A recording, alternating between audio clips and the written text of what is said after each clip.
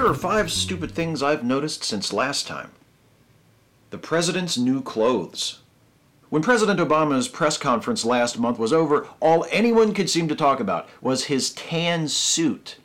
Even Republican Congressman Peter King, who, in fairness, did seem to be more upset over what he perceived to be Obama's attempt to change the subject from ISIS to the economy, couldn't help but mention it. In fact, he led off with it. Now, I know that this time of year is traditionally slow news-wise, but this year there actually are quite a few things of real importance that we probably should have been talking about instead of the color of the president's fucking suit. And if ISIS running around Iraq chopping people's heads off doesn't do it for you, how about this? 9-year-old accidentally kills someone with Uzi. The accidental shooting of an instructor at a Las Vegas gun range by a 9-year-old girl who was being taught how to use an Uzi has sparked national debate over whether children should be allowed even supervised access to firearms. And therein lies the problem. How the fuck did this country get to a point where teaching children how to use submachine guns was something we even bothered to debate? What lessons were this child's parents trying to teach her that were so urgent that they couldn't wait until she was at least a teenager, or better yet, an adult? What did the proprietors of this gun range see as the upside to facilitating this? Now this instructor is dead, and this child has to live with the fact that she killed him because several deeply stupid adults put something into her hand that should never be held by any child ever. Well done. Female senator sexually harassed by male colleagues.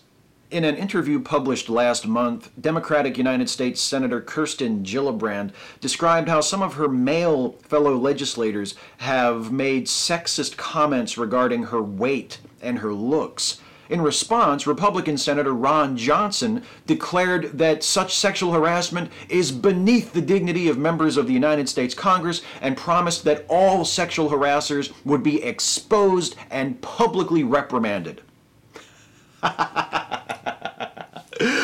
I'm just kidding. He treated Gillibrand's accusations like a joke, denied ever seeing such behavior himself, and generally acted like it wouldn't have been that big of a deal even if he had.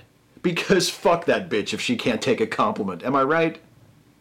Atheist kicked out of city commissioners' meeting for not standing during Pledge of Allegiance. John Thoreau, an atheist, attended a city commissioners' meeting in Winter Garden, Florida last month. When Mayor John Rees asked everyone in attendance to stand for the invocation, which was a sectarian prayer, and the Pledge of Allegiance, Thoreau chose to remain seated. Rather than leading the pledge and giving the invocation and getting on with the meeting, Mayor Rees singled out Thoreau and insisted that he stand with the others. When Thoreau repeatedly declined, he was eventually escorted out of the meeting by a police officer. Wow, that's so weird. I didn't realize that Saudi Arabia had a place called Florida, too. Wait, this happened in our Florida? Our Florida in the United States of America, where we have a constitution with a First Amendment that guarantees freedom of religion and everything? No shit. The fappening apologists. Ever since the private nude photos of several dozen female celebrities were stolen and shared with the world by some dickbag on 4chan, the phrase, "I know it was the hacker's fault, however," has become the new, "I'm not a racist, but." Yeah, I know that it was totally the hacker's fault. However, if they hadn't taken those pictures, or if they hadn't put them on their iCloud account, or if they hadn't done some other thing which, in hindsight, created the opportunity for this crime to be committed, then none of this would have happened. You realize, of course, that the however in that statement totally negates everything that comes before it. If what you mean to say is that the victims were not at fault for what happened, then fucking say that. Stop before you get to the however, because it's that bit that's got you sounding like a violation-justifying, victim-blaming, narcissistic piece of shit. Okay? The hardest part is only picking 5. Catch you next time.